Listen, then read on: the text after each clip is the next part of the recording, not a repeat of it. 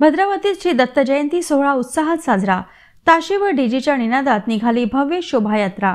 201 जोडप्यांच्या हस्ते महाआरती, विविध धार्मिक कार्यक्रम व महाप्रसादाचे आयोजन। भद्रावती येथील श्री गणेश दत्त गुरु पंचायतन मंदिरात दिनांक 14 श्री दत्त जयंती सोहळा मोठ्या उत्साहात साजरा करण्यात आला।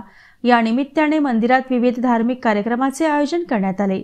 या प्रसंगी सायंकाळी 5 वाजता शहरातील मुख्य रस्त्यावरून श्री गुरुदत्त पालखीची भव्य शोभायात्रा काढण्यात आली। तसेच सकाळी मंदिरात श्री दत्त यागचे आयोजन करण्यात आले।